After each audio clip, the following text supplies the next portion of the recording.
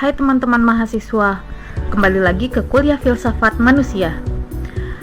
Nah, sebelum kita mengkaji lebih lanjut mengenai manusia, sepertinya kita perlu pahami dulu yuk, apa sih sebenarnya filsafat manusia itu?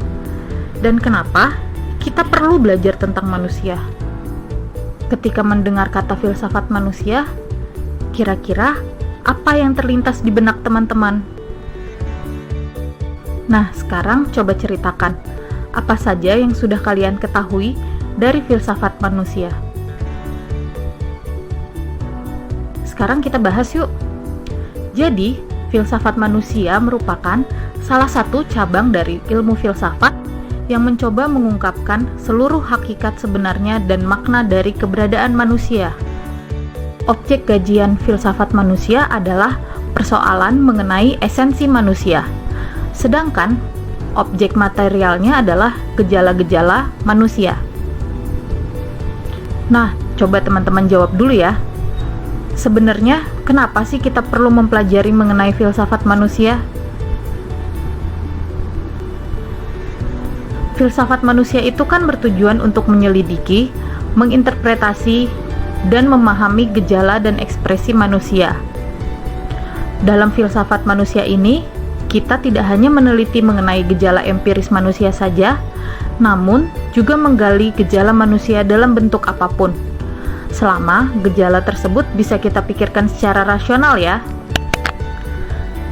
Jadi, kita akan mengkaji mengenai manusia dengan lebih menyeluruh dan mendalam. Hal ini tentu sangat dibutuhkan.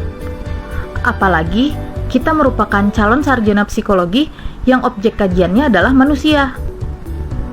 Dari belajar filsafat manusia ini, diharapkan kita bisa lebih mengenal hakikat dari manusia. Selain itu, kita juga diharapkan bisa berpikir dengan lebih kritis dalam menganalisis dan menghayati hakikat manusia. Sekarang kita akan sedikit membahas mengenai paradoks manusia sebagai proses analisis terhadap filsafat manusia. Jadi, lewat kegiatan analisis dan refleksi, para filsuf ini menyimpulkan gagasan-gagasan tentang konsep manusia. Oh iya, apakah teman-teman tahu lagu ini? When you try your best but you don't succeed,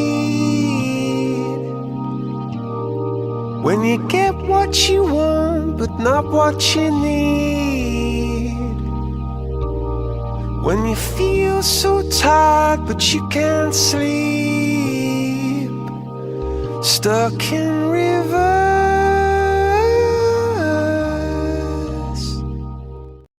Yes, tepat. Di salah satu lirik lagu Coldplay itu menyebutkan bahwa manusia stuck in reverse. Ternyata hal ini sejalan loh dengan kesimpulan para filsuf yang mengatakan kalau pada dasarnya manusia itu adalah makhluk yang penuh kontroversi. Karena memiliki dua kutub yang sifatnya sangat bertolak belakang. Misalnya, manusia disebut sebagai makhluk spiritual dan makhluk material, atau spiritual dan jasmani. Jadi, para filsuf juga setuju kalau manusia itu memiliki dua sifat yang bertolak belakang. Nah, sifat-sifat kontroversi pada manusia ini dijelaskan melalui 3 paradoks.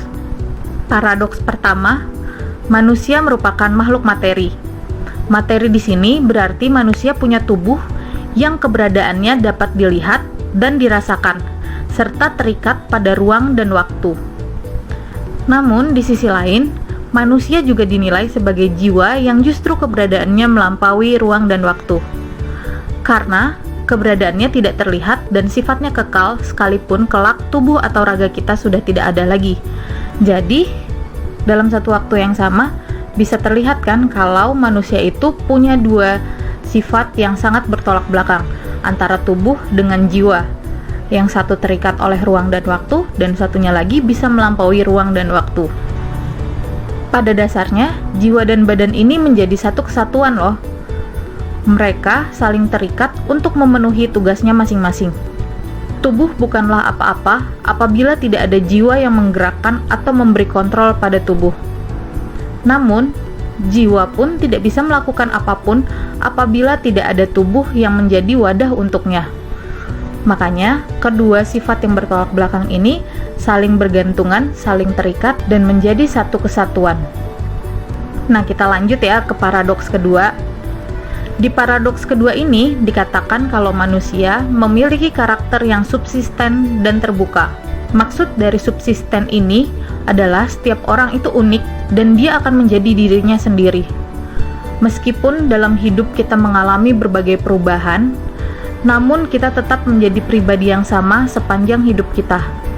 Misalnya, jika sejak awal aku adalah Nia, maka sekalipun kelak fisik, moral, dan kejiwaanku berubah, aku tetaplah Nia dan tidak bisa berubah menjadi orang lain.